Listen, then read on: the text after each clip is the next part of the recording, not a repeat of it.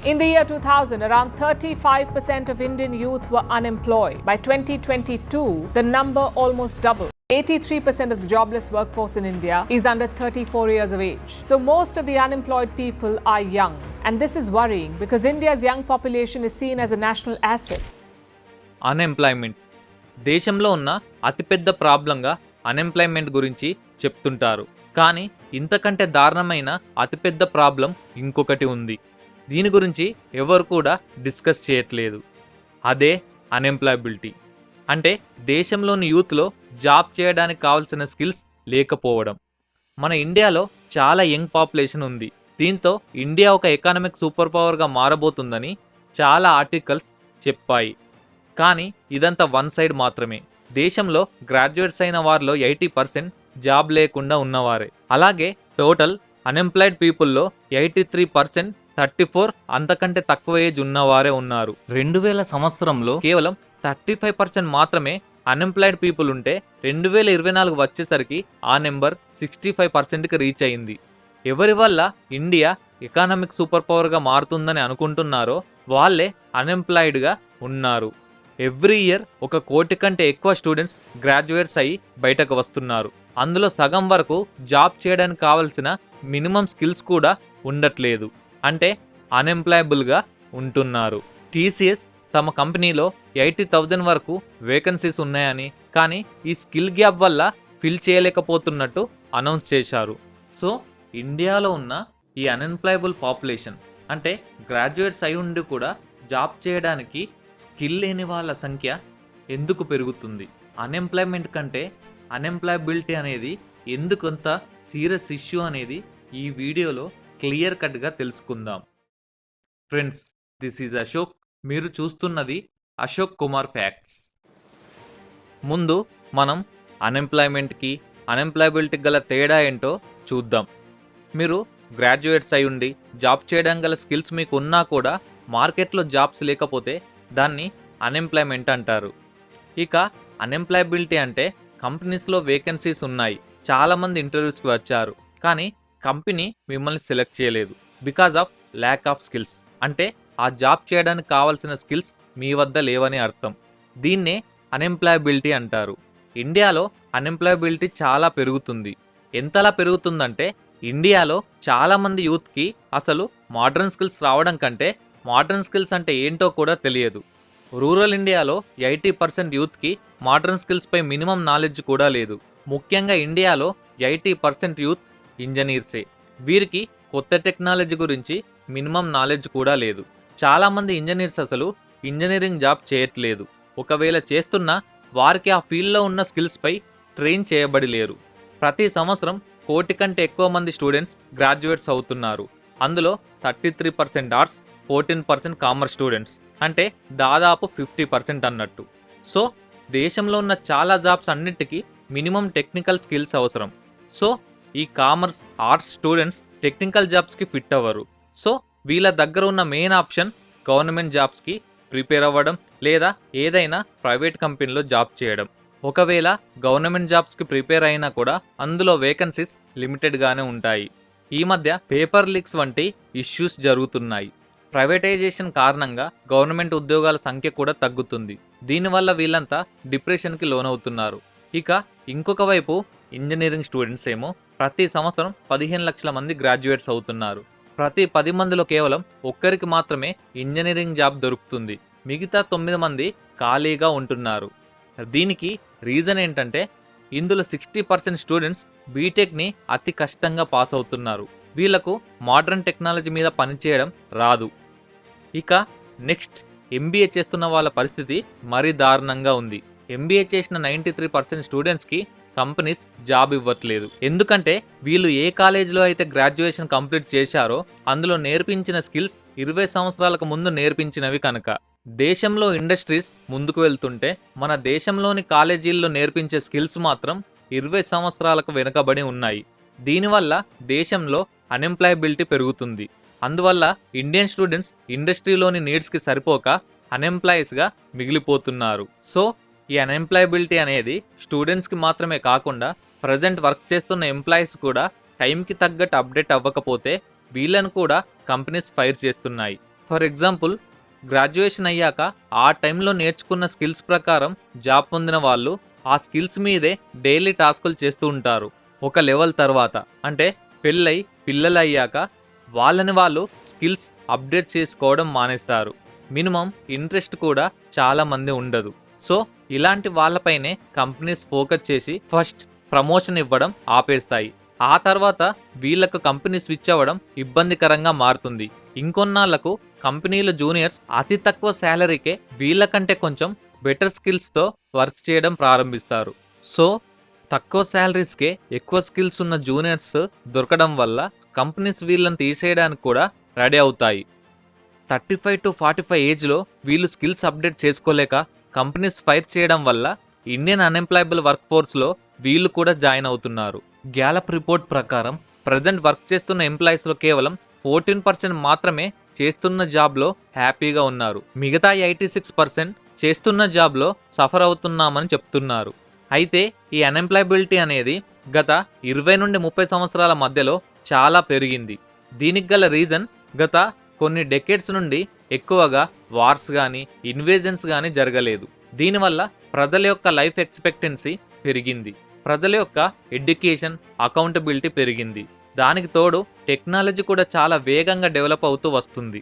ఒకప్పుడు 100 సంవత్సరాలకు ఒకసారి మారే టెక్నాలజీ ఇప్పుడు ప్రతి 10 సంవత్సరాలకు ఒకసారి మారుతూ వస్తుంది. కానీ టెక్నాలజీ పెరుగుతున్నా కూడా మన education, skill development, training method ఇవన్నీ 100 సంవత్సరాల క్రితం వాటిలాగే ఉన్నాయి.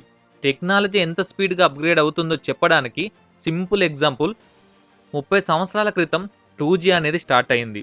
2G నుండి 3G అప్గ్రేడ్ అవ్వడానికి 12 సంవత్సరాల టైం పట్టింది. కానీ 3G నుండి 4G రావడానికి 4 సంవత్సరాల టైం మాత్రమే పట్టింది. ఆ తర్వాత జస్ట్ 2 ఇయర్స్లోనే 5G వచ్చింది. ఇప్పుడు ఆల్రెడీ 6G టెక్నాలజీ మీద వర్క్స్ జరుగుతున్నాయి. ఈ టెక్నాలజీ డెవలప్మెంట్ అనేది కేవలం టెలికాం సెక్టార్లోనే కాదు, సర్వీస్, మ్యానుఫ్యాక్చరింగ్ సెక్టార్లో కూడా టెక్నాలజీ వేగంగా డెవలప్ అవుతూ వెళ్తుంది. కానీ మన స్టూడెంట్స్ కానీ వర్కర్స్ కానీ ఈ టెక్నాలజీ అంత స్పీడ్గా అప్డేట్ అవ్వట్లేదు. దీనికి గల రీజన్ ఏ ఒక్క కాలేజ్ కానీ ప్రస్తుత టెక్నాలజీకి తగ్గట్టుగా కరికులాన్ని అప్డేట్ చేయట్లేదు. అలాగే ఏ ఒక్క కంపెనీ కూడా తమ ఎంప్లాయీస్ని అప్డేట్ చేయడానికి డెవలప్మెంట్ ప్రోగ్రామ్స్ని చేయట్లేదు. దీనికి తోడు మన ఇండియన్ ఎడ్యుకేషన్ సిస్టమ్ అనేది వేరే దేశాలతో పోలిస్తే చాలా దరిద్రంగా ఉంది. స్టూడెంట్స్, వర్క్ ఫోర్స్ యొక్క అన్ఎంప్లాయబిలిటీ అనేది టెక్నాలజీ ఎంత ఎక్కువగా డెవలప్ అవుతే అంత ఎక్కువగా పెరుగుతుంది. అయితే ఈ ఎఫెక్ట్ మన దేశానికి ఎంత పెద్ద ప్రాబ్లంగా మారుతుందో ఒక్కసారి ఇమాజిన్ చేసుకోండి. దేశానికి మెయిన్ అసెట్ అయిన యూత్ అన్ఎంప్లాయీస్గా మారడం వల్ల దేశంలో ప్రొడక్టివిటీ అనేది తగ్గుతుంది. దీనివల్ల ఎకానమీ పడిపోతుంది. ఎకానమీతో పాటు జీడిపి కూడా పడిపోతుంది. ప్రజెంట్ మన దేశంలో వేల MNCs ఉన్నాయి. ఎందుకంటే ఇక్కడ cheap and skilled workforce దొరుకుతున్నారు కాబట్టి. అయితే ఫ్యూచర్లో టైంకి తగ్గట్టు కొత్త స్కిల్స్ ఉన్న వర్క్ ఫోర్స్ దొరకకపోతే ఈ కంపెనీస్ వేరే దేశాలకు ఈజీగా షిఫ్ట్ అవుతాయి. దీనివల్ల యూత్ అన్ఎంప్లాయీస్గా మారడమే కాకుండా దేశంలో ట్యాక్స్ కలెక్షన్ కూడా తగ్గి దేశ ఎకానమీ పడిపోతుంది. దేశంలో సర్వీస్ సెక్టార్, మ్యానుఫ్యాక్చరింగ్ సెక్టార్ ఈ రెండిట్లో మాత్రమే స్కిల్ బేస్డ్ ఎంప్లాయ్మెంట్ అనేది ఎక్కువగా ఉంటుంది. దేశంలో 50% ఎంప్లాయ్మెంట్ జనరేట్ అయ్యేది సర్వీస్ సెక్టార్లోనే. 2023లో 39 లక్షల జాబ్స్ ఈ సర్వీస్ సెక్టార్లో వచ్చాయి. 1980 నుండి ఈ సర్వీస్ సెక్టార్ గ్రో అవ్వడం స్టార్ట్ అయింది. 1991 ఎకానమిక్ రిఫార్మ్స్ తర్వాత మరింత ఫాస్ట్గా గ్రో అవ్వడం మొదలైంది. ఇందులో telecommunication, finance, health care, accounts ఇలా చాలా ఫీల్డ్స్ యొక్క సర్వీసెస్ వీటి కిందికి వస్తాయి. ఒక్కసారి థింక్ చేయండి, ఒకవేళ అన్ఎంప్లాయబుల్ వర్క్ ఫోర్స్ ఉంటే ఈ సర్వీస్ సెంటర్ ఎంతలా నష్టపోతుందో. ఇక మ్యానుఫ్యాక్చరింగ్ సెక్టార్ చూసుకుంటే 17% జీడిపిలో కంట్రిబ్యూట్ చేస్తుంది. 2025 వరకు ఇది 25% వరకు పెరుగుతుందని అంచనా.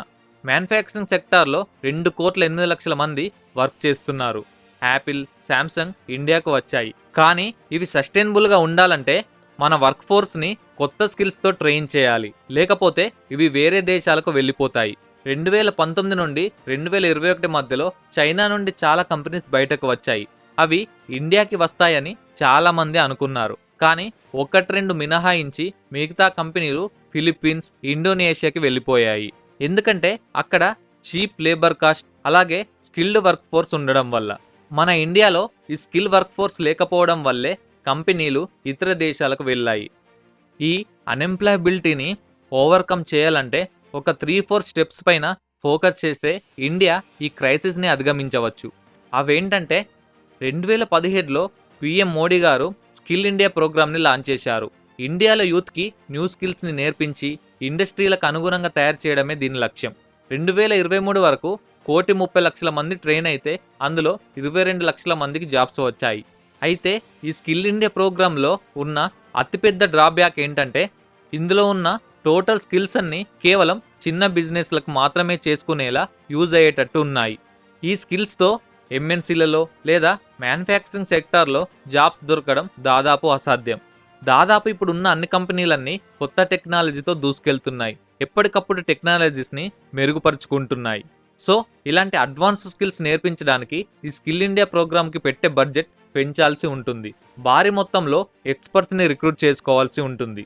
ఇదంతా ఖర్చుతో కూడుకున్న పని, అలాగే కాంప్లికేషన్స్తో కూడుకున్న పని. ఇక గవర్నమెంట్కి సంబంధించిన ప్రోగ్రామ్స్ ఎలా ఉంటాయో మీకు చెప్పాల్సిన అవసరం లేదు. అందుకే గవర్నమెంట్ మొత్తం తన భుజాల మీద వేసుకోకుండా ప్రైవేట్ కంపెనీస్తో పార్ట్నర్షిప్ పెట్టుకొని ట్రైనింగ్ క్యాంప్స్ని నిర్వహించాలి. ఇలా గవర్నమెంట్తో టైఅప్ అయి యూత్కి ట్రైనింగ్ ఇచ్చే కంపెనీస్కి గవర్నమెంట్ ట్యాక్స్లో రిబేట్ ఇవ్వాలి. దీనివల్ల యూత్కి ఇండస్ట్రీ రెడీ స్కిల్స్ నేర్చుకోవడానికి అవకాశం దొరుకుతుంది. అలాగే కంపెనీస్కి కూడా ఇండస్ట్రీ రెడీ ఎంప్లాయీస్ కూడా దొరుకుతారు. గవర్నమెంట్కి కూడా పెద్ద పెద్ద ట్రైనింగ్ సెంటర్స్ పెట్టాల్సిన అవసరం ఉండదు. ట్రైనింగ్పై పెట్టే బడ్జెట్ తగ్గుతుంది. ఇక రెండవది, government complete Indian education system యొక్క కరికులంని మార్చేయాలి. అలా చేయలేనప్పుడు కనీసం ఎడ్యుకేషన్ సిస్టమ్కి ఇండస్ట్రీకి మధ్య ఉన్న గ్యాప్ని తగ్గించాలి. ఒక స్టూడెంట్ కాలేజీలో ఉన్న కరికులం ప్రకారం చదివి పాస్ అయినప్పుడు కంపెనీ అతన్ని రిక్రూట్ చేసుకోకపోతే సిస్టంలో ఫాల్ట్ ఉన్నట్టే. సో గవర్నమెంట్ ఎంఎన్సీ కంపెనీస్తో ఒప్పందం చేసుకొని స్టూడెంట్ కాలేజీ లెవెల్లో చదువుతున్నప్పుడే అతనికి ఇండస్ట్రీ ట్రైనింగ్ ఇప్పించి గ్రాడ్యుయేషన్ అయిపోయేలోపు ఇండస్ట్రీ రెడీగా తయారు చేయాలి. దీనివల్ల కంపెనీస్కి స్కిల్డ్ వర్క్ ఫోర్స్ దొరుకుతుంది. అలాగే స్టూడెంట్స్ కూడా గ్రాడ్యుయేషన్ తర్వాత 2 to 3 years ఎక్స్ట్రా స్కిల్స్కి కోర్సెస్కి టైం వేస్ట్ చేయకుండా డైరెక్ట్గా జాబ్ దొరుకుతుంది. ఇన్ఫోసిస్, ఉన్నతి ఫౌండేషన్ కలిసి ఆల్రెడీ ఇటువంటి పనిని స్టార్ట్ చేశాయి. మిగతా కంపెనీస్ కూడా ఇండస్ట్రీ రెడీ వర్క్ ఫోర్స్ను కాలేజ్ లెవెల్ నుండే రెడీ చేయడానికి సిద్ధమవుతున్నాయి. ఇదొక మంచి move.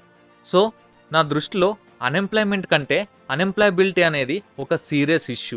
Education system, government, companies ఈ ప్రాబ్లం క్రియేట్ కావడానికి ఇవే మెయిన్ రీజన్. నా పర్సనల్ థింకింగ్ ఏంటంటే గవర్నమెంట్ కానీ, ఎడ్యుకేషన్ సిస్టమ్ కానీ, మీడియా కానీ, ఈవెన్ మనం కూడా 24 hours 365 days అన్ఎంప్లాయ్మెంట్ ఫిగర్స్ గురించి మాట్లాడుకునే బదులు అందులో 1% అన్ఎంప్లాయబిలిటీని ఎలా సాల్వ్ చేయాలో ఆలోచిస్తే టోటల్ దేశంలో ఉన్న అన్ఎంప్లాయ్మెంట్ అనేది లేకుండా పోతుంది.